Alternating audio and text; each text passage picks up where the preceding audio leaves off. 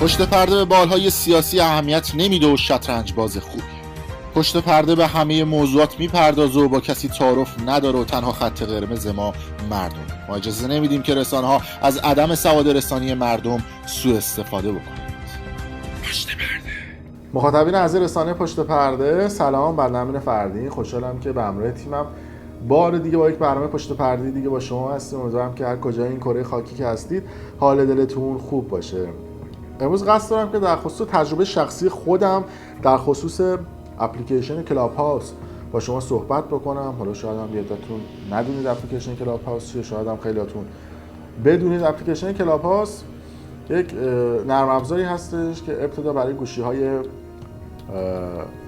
آیفون اومد بیرون و نسخه iOSش اومد بیرون. یه اپلیکیشنی هستش که مثل اون چتروم های قدیمی یاهو به صورت صوتی افراد میتونن با هم دیگه صحبت بکنن. بسیار بین ایرانی ها پرطرفدار هستش و افراد معروف و مشهور ایرانی و البته در تمام دنیا هم خب خیلی از افراد مهم و معروف این اپلیکیشن رو نصب کردن. از زمانی که ایلان ماسک اومد و در این اپلیکیشن سخنرانی کرد، این اپلیکیشن خیلی جا افتاد بین همه و دوستان هم نصبش کردن. این هم اکانت من در کلاب هاوس هستش، اما میخوام راجع به تجربه خودم در خصوص کلاب هاوس بگم. البته این نکته هم بگم که خیلی از دوستان دو تا سوال میپرسن که آیا نسخه اندروید این نرم افزارم هست و اومده. باید بگم که اونجوری که فاندرها و مدیران شرکت کلاب هاوس گفتن به زودی قراره که این اپلیکیشن بیاد بیرون. تمام نسخه‌های اندرویدی که تا این لحظه اومده بیرون نسخه‌های اصطلاحاً غیر رسمی هستش که از سورس کدها دزدیده شده و منتشر شده و هیچ کدوم مورد تایید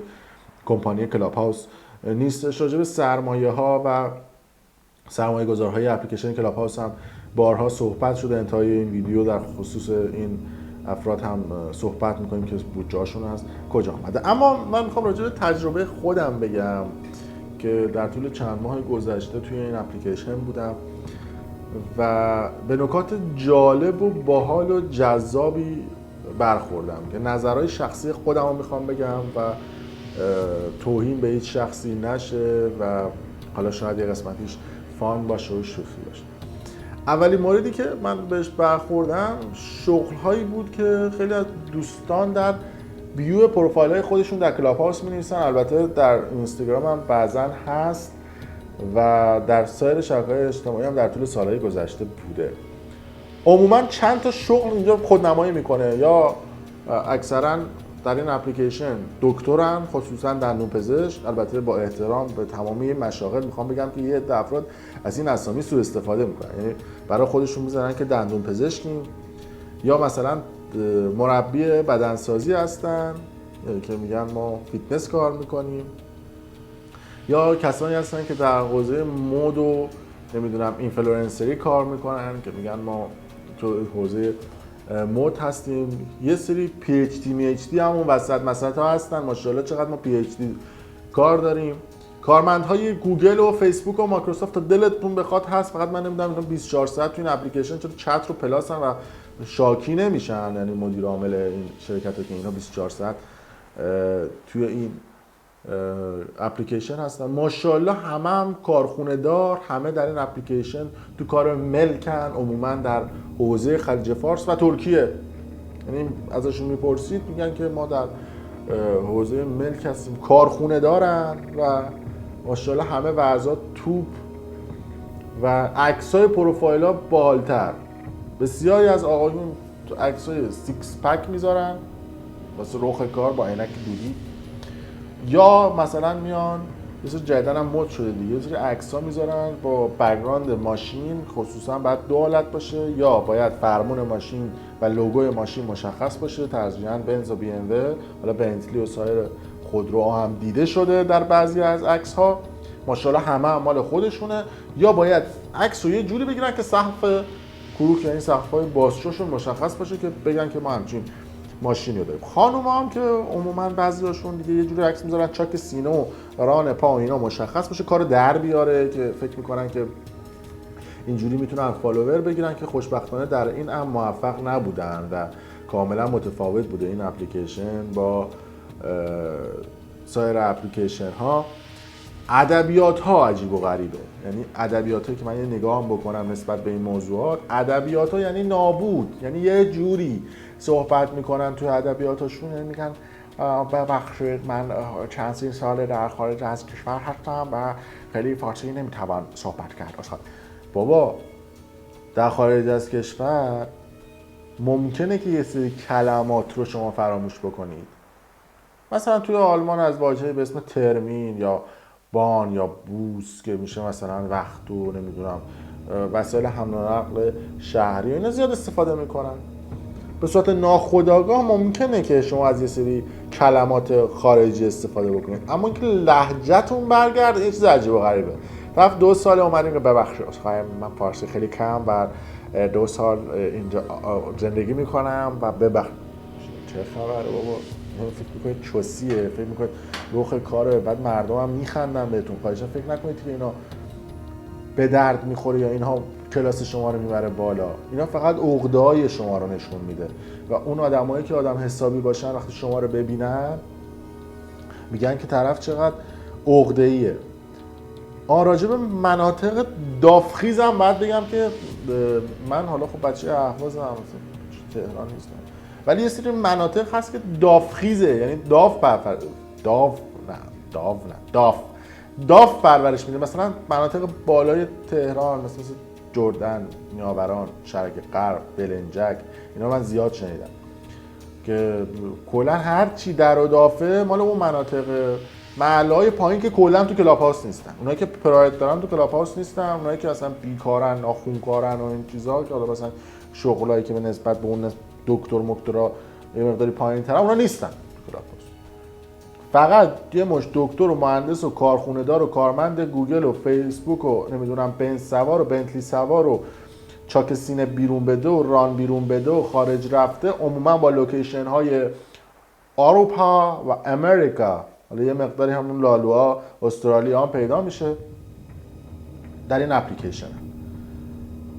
رومای سیاسی که بدتره، یعنی شما یه سری سوراخ‌ها داره این اپلیکیشن که شما میتونید با یه سری کارها به رو استیج صحبت بکنید.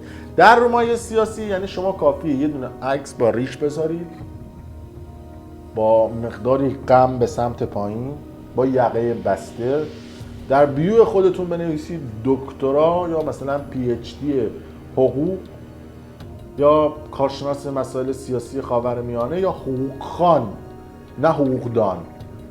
خانوما هم عکسی با حجاب بذارن که یعنی با چادر و مثلث، اون دیگه امتیاز و آفر ویژه حساب میشه. عکس با عمامه و نمیدونم سیستم آخوندتوری امتیاز 2 برابر داره، ریش زیادتر و موهای ژولیده پولیده و شونه نکرده عجیبتر امتیاز داره. عکس با مهر داغ کرده اصلا کارت طلایی حساب میشه. شما اینو داشته باشی زرت میای بالا. یه مقداری هم شروع بکنی از آیات و روایات صحبت کردن با یک سری ادبیات خاص، یک جایگاه ویژه‌ای در بین این روم‌های سیاسی خواهید داشت و کلاً اخبار و خبرهایی که در سایت‌های خبری و نمیدونم موضوعاتی که تو تلویزیون و شبکه‌های تلویزیونی راجعش صحبت میشه رو یه عده میان همون‌ها رو غرغره میکنن و به عنوان کارشناس مسائل خاورمیانه در روم‌های سیاسی شناخته میشه. که حالا یه روز من ان شاءالله برم توی یکی دو تا از این روم‌های سیاسی یه سری از این افراد رو به چالش بکشم و میزان بی‌سوادیشون رو به رخ حریفان بکشم. یعنی واقعا توشون تک و توک آدمای باسواد هم پیدا میشه و ماشاءالله همه هم مشاور نمیدونم فلان شخصیت سیاسی داخل ایران یا مثلا فلان شخصیت مهم. حالا یه عکس و یه صدا کنتور که نمیندازه، طرف هم خدا میدونه پشتش کی هستش. اینم در خصوص سایت‌های روم‌های سیاسی. تو روم‌های اصطلاحاً بازی و شوتور پس جدیدن مد شده، میرن توشون بازی میکنن. تو این رو خالق این اپلیکیشن گفته آقا برید تو این اپلیکیشن تبادل نظر بکنید، ایرانی‌ها میرن توش بازی میکنن. مثلا تو رو انتخاب بکنم، تو رو انتخاب نکنم، من وفادار میمونم نمیمونم. رومای دختربازی و دختریابی و همسریابی هم که تا دلتون بخواد پیدا میشه. توی روم‌های عادی هم خب افراد به صورت به ترتیب باید صحبت بکنن. یه دفعه یکی از اون پایین صدا میکنه میگه که عذرخواهی میکنم، خیلی معذرت میخوام و وقت شریف دوستان رو میگیرم و نمیخوام آنچنان وقتتون رو بگیرم. ممنونم که این فرصت رو در اختیار من گذاشتید. من خیلی کوتاه میخوام صحبت بکنم، در حد 1 دقیقه اوقات شما رو تلخ میکنم و در خصوص موضوعاتی که هست میخوام صحبت بکنم، ولی امیدوارم این موضوعاتی که من میخوام صحبت بکنم به کسی بر نخوره. پیشاپیش از مدیریتورها و ادمینها و تمام کسانی که روی استیج و پایین هستن معذرت میخوام که خیلی کوتاه میخوام نسبت به این موضوعات توضیح بدم. امیدوارم که حال احوال همتون خوب باشه و این صحبت های من نه شما نه افراد دیگه ای که در این روم نیستن بابا زرتو بزن دیگه، این مقدمه چیه میگی؟ یه عده فکر میکنن که مثلا با این مقدمه ها میتونن خودشیرینی بکنن، تهش هم میگن که چسخل میرزای ایرانی هستم مثلا از فلان جا، اسمشون هم بگن.